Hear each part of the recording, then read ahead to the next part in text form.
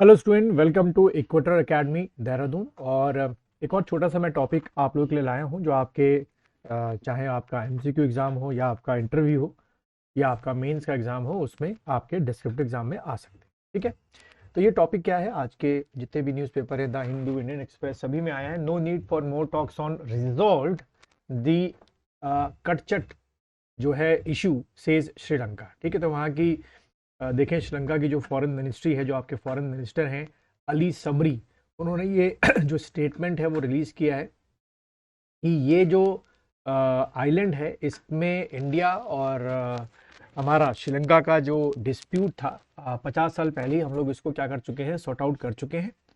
अब इसको दोबारा रीओपन करके या इसको दोबारा ऑन डायलॉग्स या ऑन टेबल पे लाके डिस्कशन करने का कोई भी लॉजिक नहीं है।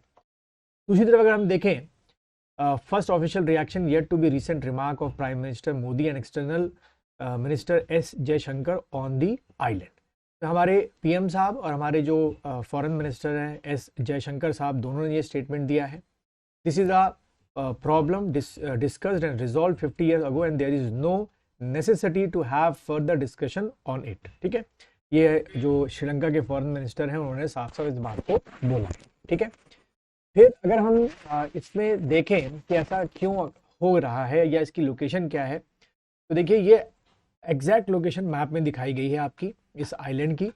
और इसमें जो है दोबारा इंडिया जो है अब कह रहा है कि जो ये गल्फ ऑफ मन्नार हमारे और श्रीलंका के बीच में जो इंटरनेशनल बाउंड्री बनाई गई है ऑन दी ओशन, उसमें ये आइलैंड उनके पार्ट में आता है। ठीक है, और अगर इसका थोड़ा सा हिस्ट्री देखें तो during June 26, 1974 the then Prime Minister of India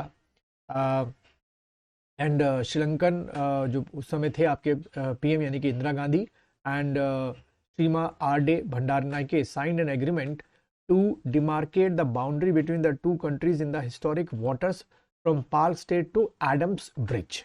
ठीक है, और उसमें ये जो आइलैंड था इसका जो कह सकते हो क्या जो ऑक्यूपेशन दिया गया था या जो एरिया दिया गया था वो टूवर्ड्स श्रीलंका को दे दिया गया था।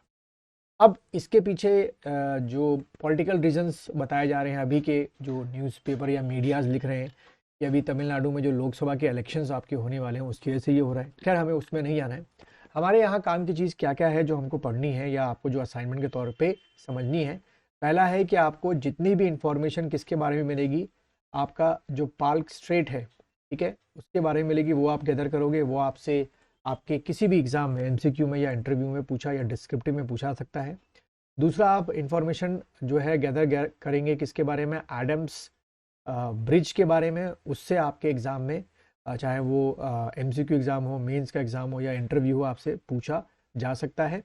और जो आपकी क्या है क्या कहते हैं, जो कोरल रीफ है, ठीक है, कोरल रीफ, क्योंकि इन दोनों के बीच में जो आपका ये गल्फ ऑफ मन्नार है और आपका पार्क स्टेट है, कोरल रीफ भी है। और हमको पता है कि कोरल रीफ एक बहुत ही अच्छा इंडिकेटर होता है एनवायरनमेंट के पॉइंट ऑफ व्यू से, तो उसके बारे में भी आपको सर्च करना है। तो ये ऐसे 3 टॉपिक हैं जो आपके एमसीक्यू क्वेश्चन में आ सकते हैं, या अगर आप डिस्क्रिप्टिव की तैयारी कर रहे हैं यानी कि मेंस की तैयारी कर रहे हैं तो उसमें आ सकते हैं, या आपके किसी इंटरव्यू में इससे पूछा जा सकता है।